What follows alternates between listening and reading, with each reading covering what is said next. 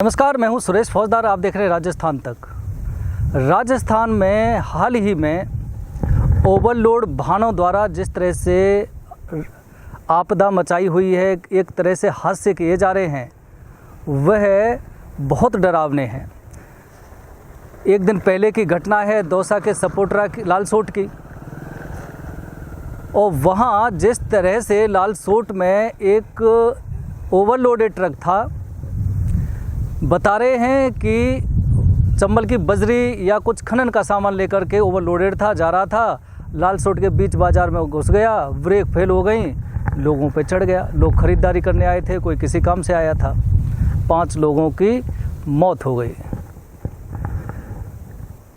इसके बाद जिस तरह से वहाँ पे व्यापारियों ने प्रदर्शन किया है, स्थानीय जो विधायक हैं वो भी वहाँ पहुँचे थे और आरोप लगाए जा रहे थे पुलिस पर कि अवैध तरीके से जो वाहन नो एंट्री होने के बावजूद भी निकलते हैं बाज़ार में होकर, ओवरलोडेड हैं, खनन सामग्री लेकर या चंबल का रेता लेकर या इस तरह की कोई बजरी लेकर के वो निकल रहे हैं। बाज़ार में उनको एंट्री कैसे मिल जाती है जबकि पुलिस तैनात रहती है। आरोप लगा रहे हैं कि साहब रसूखदार या राजनेताओं के रिश्तेदार हैं, उनके ट्रक हैं, कौन रोकेगा पुलिस। अगर उनको समय रहते रोका जाता तो 5 लोग जिंदा होते, इस तरह का हादसा नहीं होता।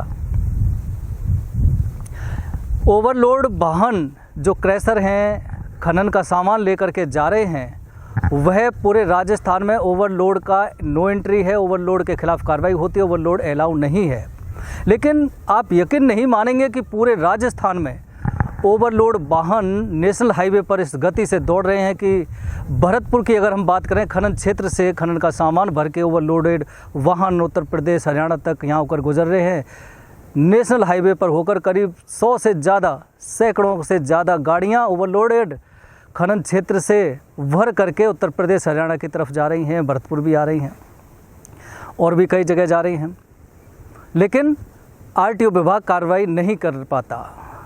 हमने कोशिश भी की आरटीओ विभाग के अधिकारियों से बात करने की कि राजस्थान में ओवरलोड वाहनों का रोकना एक आदेश है, ओवरलोड वाहन नहीं चल सकते, इनके खिलाफ कार्रवाई होनी चाहिए। तो पता लगा जब हमने उनसे पूछा कि ऐसे ओवरलोड वाहन क्या हमारे यहाँ से चलते हैं नेशनल हाईवे पर, बोले हमारी जानकारी में नहीं है। हमने पूछा कितने ओवरलोड वाहनों का आपने चालान काटा है, उसका ज़रा हिसाब बता सकते हो का 1-2 महीने का। आसमान झांकने लग गए।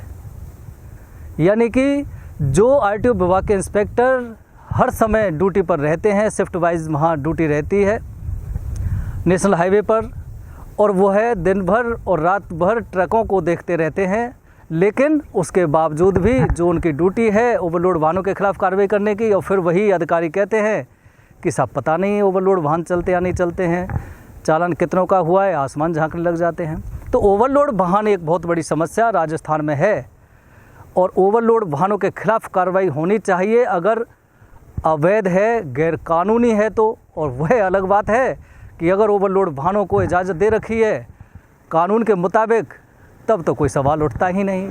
लेकिन जब अवैध है तो कार्रवाई क्यों नहीं होती। तमाम तरह के आरोप भी लगाए जा रहे हैं कि साहब रसूखदारों के ट्रक चलते हैं, खनन क्षेत्र से सामग्री ले जाते हैं, ओवरलोड जाते हैं, आरटीओ विभाग के अधिकारी मिली जुली साँठ-गाँठ है, इसलिए कोई हाथ नहीं लगाता, आराम से चलते हैं, मुनाफा कमा रहे हैं, चांदी कूट रहे हैं। पिटता कौन है? आम आदमी है। क्योंकि आम आदमी, अगर लालसोट में हादसा ना होता ओवरलोडेड ट्रक का, तो आम आदमी 5 लोगों की जान नहीं जाती। ओवरलोडेड वाहन चल रहे हैं तो सीधी सी बात है, नेशनल हाईवे टूटेगा, सड़कें टूटेंगी, और जब सड़कें टूटेंगी तो बनाएगा कौन? जनता के पैसे से सड़कें बनेंगी। यानी कि कहीं ना कहीं सरकार और प्रशासन और अधिकारियों की जो लापरवाही है, रसूखदारों का जो प्रेशर होता है, मिलीजुली साँठ-गाँठ होती है, उसके चलते पिसना आखिर जनता को ही है। तो इसलिए कहीं ना कहीं इस चीज़ पर भी सरकार को ध्यान देना चाहिए कि ओवरलोडेड वाहनों पर पाबंदी लगे, और जो अधिकारी इस चीज़ के लिए लगे हैं, जिनकी इनकी ड्यूटी इसी के लिए है, अगर वो कार्रवाई नहीं करते हैं उनसे हिसाब मांगना चाहिए कि कितने वाहन जाते हैं नहीं जाते, उसको चेक करना चाहिए, और जाते हैं तो फिर कार्रवाई क्यों नहीं होती। अधिकारियों के खिलाफ भी कार्रवाई होनी चाहिए। आरटीओ विभाग भरतपुर में हमने काफ़ी दिनों से बात कर रहे हैं, लेकिन कोई भी अधिकारी कुछ भी बोलने को सहमत नहीं है। सिर्फ आसमान झांकते हैं, जबकि कोई भी व्यक्ति नेशनल हाईवे पर कभी भी खड़ा हो जाए, पूरे दिन आपको सैकड़ों गाड़ियाँ ओवरलोडेड खनन क्षेत्र से जाती हुई दिखाई दे सकती हैं। लेकिन कोई धनी ना धोरी, जैसा चल रहा है वैसा चल रहा है। जबकि जो छोटे छोटे वाहन हैं, छोटा छोटा माल लेकर के जाते हैं, उनको तुरंत प्रभाव से पुलिस हो या RTO विभाग हो, तुरंत प्रभाव से रोक लेते हैं, कार्रवाई हो जाती है, या जो भी है परेशानी होती है उनको। तो कुल मिलाकर इस चीज़ पर भी सरकार को ध्यान देना चाहिए अगर अवैध है तो। वहीं दूसरी तरफ अगर बात करें तो पुलिस पर जिस तरह से हमले हो रहे हैं, कई बार राजस्थान में पुलिस पर हमले की सूचनाएं आती रही हैं। आज हाल ही में 12 में एक घटना हुई है जहां FIR दर्ज करने के बाद पुलिस टीम पहुंची थी जांच करने, पुलिस के साथ मिसबिहेव किया। फिर आज पुलिस टीम वहां पे थाना इंचार्ज के नेतृत्व में पहुंची तो वहां आरोपियों ने पुलिस पर ताबड़तोड़ फायरिंग कर दी। 12 में सीसवाली पुलिस स्टेशन क्षेत्र का महुआ गांव का मामला है, और एक पुलिस कांस्टेबल को गोली भी लगी है, उसको कोटा MBS अस्पताल में भर्ती कराया गया है। वह अलग बात है कि कांस्टेबल को गोली लगने की घटना के बाद SP, एडिशनल SP और पुलिस जाब्ता मौके पर पहुंचा और 4 आरोपियों को राउंड अप किया गया है। लेकिन इस तरह की घटनाएं, पुलिस पर भी हमले की तमाम तरह की घटनाएं, वो भी समय समय पर सामने आती रहती हैं। वहीं दूसरी तरफ जो हम बात कर रहे हैं, किरोड़ीलाल बाबा का जिस तरह से मांग है वो पूरी नहीं हो पा रही हैं। कयास लगाए जा रहे हैं कि मुख्यमंत्री सहमत हैं, बाबा की मांगों पर कार्रवाई हो सकती है। SI भर्ती परीक्षा को रद्द करने की मांग काफ़ी समय से चल रही है, लेकिन SI भर्ती जो हुई है उसके जो गुनहगार हैं, जिन्होंने पेपर लीक किया था, या फिर जिन लोगों ने पेपर पढ़ करके लीक पेपर को पढ़ करके परीक्षा में पास हुए और उनका सिलेक्शन हुआ, ट्रेनिंग कर रहे हैं, उनके खिलाफ उनको चिन्हित करके कार्रवाई होनी चाहिए। लेकिन इसमें एक आवाज़ भी आ रही है, राजस्थान तक के माध्यम से कुछ लोगों के मैसेज भी सामने आए हैं, वह अपनी बात रखना चाहते हैं। उनमें 1-2 नाम हैं जिनके बारे में हम बता सकते हैं, जो राजस्थान तक के माध्यम से SI भर्ती परीक्षा रद्द करने की जो बात चले उस पर वो कहना चाहते हैं।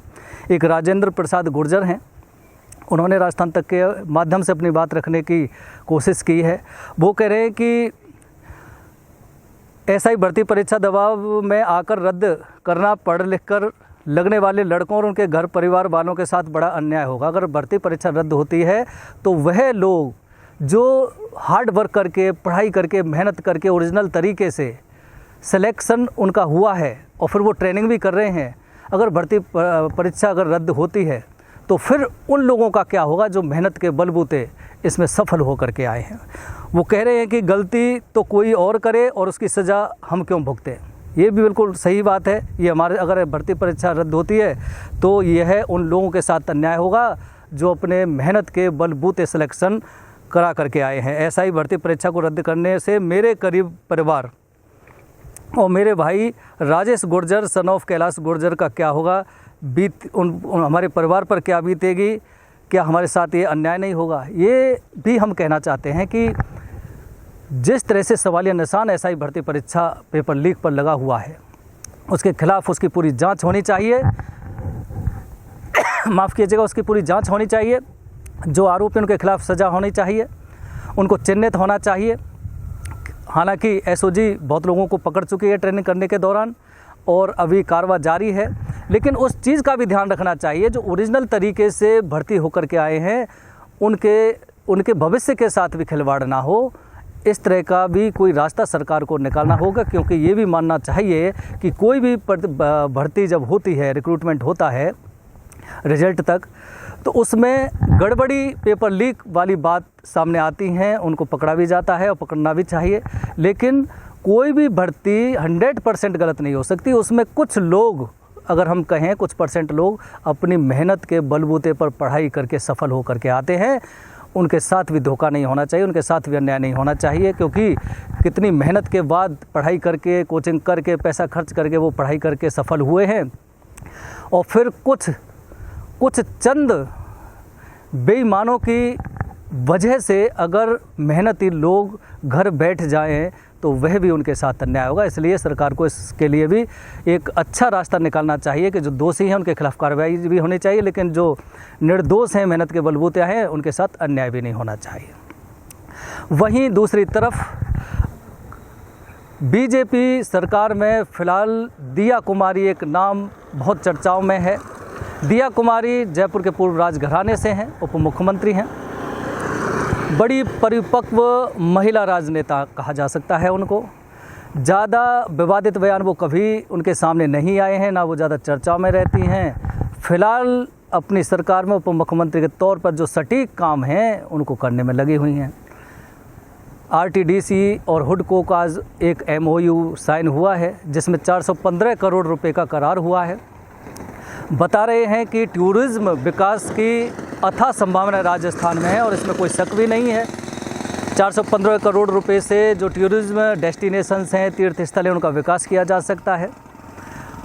दिया कुमारी जिस तरह से ताबड़तोड़ मेहनत कर रही हैं अपने विभागों को लेकर के, वह ऐसा लगता है कि जो वो चाहती हैं, एक राजस्थान में जैसे उनका एक बयान आया है कि राजस्थान में 5 वर्षों में 5 लाख से ज़्यादा रोज़गार देने के लिए हमारी सरकार प्रतिबद्ध है, उस पर हम काम कर रहे हैं। होना भी चाहिए, बेरोज़गारों को रोज़गार मिलना चाहिए, राजस्थान का विकास होना चाहिए, इस पर काम भी होना चाहिए। पहले चर्चाएं चली थी कि वसुंधरा राज्य को अलग थलग पाड़ रखा है, इसलिए वसुंधरा का अल्टरनेट दिया कुमारी हो सकती है क्योंकि परिपक्व महिला है। दिया कुमारी हालांकि इस ओहदे तक पहुंची, उप मुख्यमंत्री तक, लेकिन लोग बता रहे हैं कि बीजेपी के आगामी भविष्य में दिया कुमारी एक बहुत बड़े ओहदे तक पहुंच सकती हैं। जिस तरह से वो परिपक्व हैं, सोच समझ कर चलती हैं, बयान देती हैं।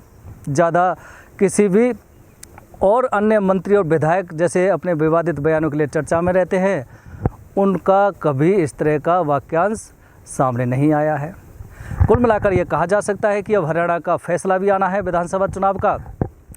हरियाणा विधानसभा चुनाव का फैसला क्या होता है, बीजेपी पक्ष में जाता है या विपक्ष में जाता है, उसके बाद बता रहे हैं कि उपचुनाव भी राजस्थान में होने वाले हैं और फिर राजस्थान की राजनीति में एक उलटफेर की संभावना लोग कर रहे हैं। बता रहे हैं कि मंत्रिमंडल में काफ़ी फेरबदल किया जा सकता है, नए चेहरों को मौका मिल सकता है।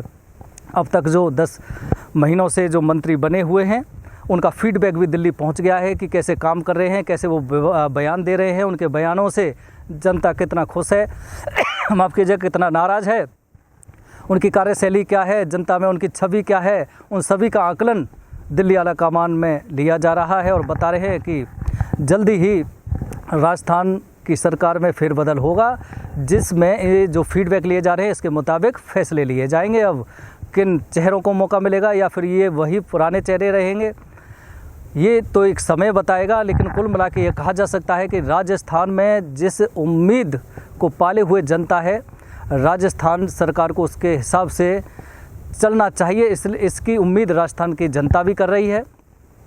कई तरह के विवादित बयान नेताओं के भी आते हैं, कई बार माहौल ख़राब भी होता है।